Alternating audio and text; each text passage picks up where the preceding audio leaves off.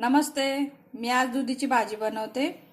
दुधीची अशी छोट्या छोट्या फोडी करून घेतल्या. मी साल काढली नाही त्याची, सालासहित करायची भाजी आपली.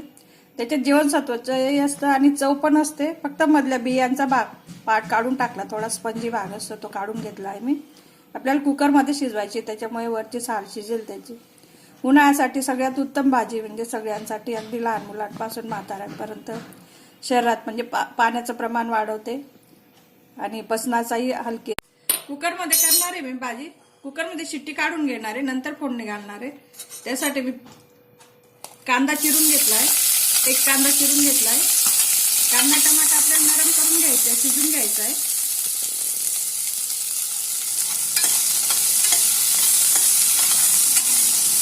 तसंच टमाटाही घालते मी त्याच्यात.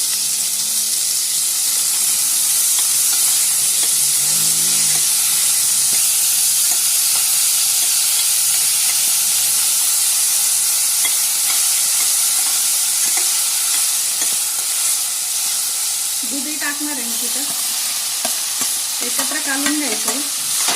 दुधीला अशी स्वतःची चव नसल्यामुळे मी त्याच्यात चणा डाळ भिजून घेतली, एक मोठा चमचा. 2 तास भिजून घ्यायची. चणा डाळ घातल्याने भाजीला छान चव येते. चणा डाळ पण त्याच्यातच टाकून घेते मी.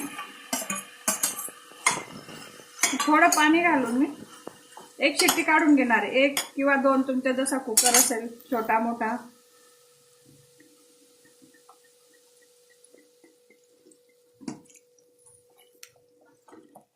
दोन शिट्ट्या काढून घेऊ आपण, म्हणजे छान मऊ शिजेल.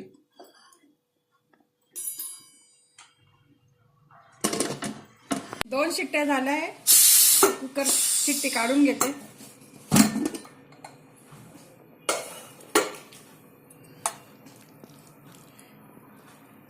छान शिजले सगळे, डाळ शिजली, दुधी शिजली, टमाटे शिजले, सगळे एकजीव झाले.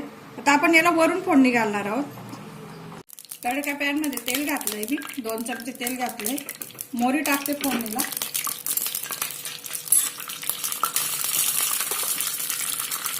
जिरे घालते. लसूण ठेचून घेतला आहे.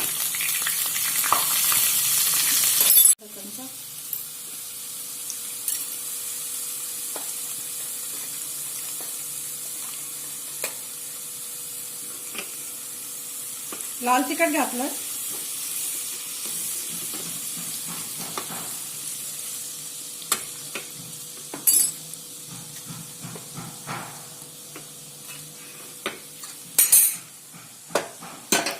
त्याच्यावर फोडणी टाकून घ्यायची आपल्याला भाजीवर.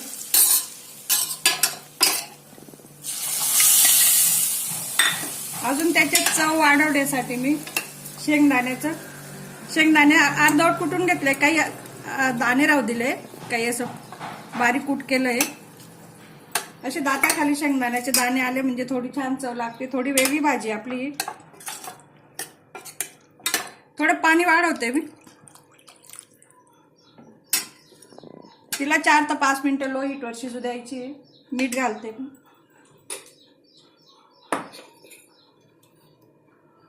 एक चमचा मीठ.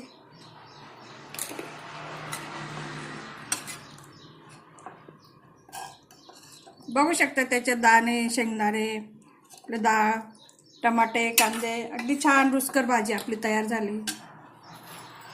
5 मिनिटं मी मंद आचेवर शिजू दिली भाजीला. मस्त तेल आलंय भाजीला, बघू शकता. ही भाजी फक्त दुधीची जरी असली, तिला चव जरी नसली, तरी त्याच्यात शेंगदाणे, डाळने चव वाढवली, कांदे टमाट्याने. आणि अगदी प्रोटीन, कॅल्शियम, जीवनसत्व, क्षार सगळे याच्याने परिपूर्ण भाजी आहे. बघू शकता. फक्त पराठे आणि पोळी समोर खाल्लं तर, पूर्ण पोळी सोबत खाल्ल्याने संपूर्ण आपल्याला शरीराला जे जीवनसत्व पाहिजे ते मिळणार आहे.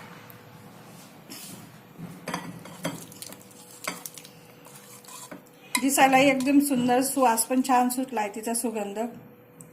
भाकरी पराठ्यासोबत, भातासोबतही खाऊ शकता तुम्ही तिला.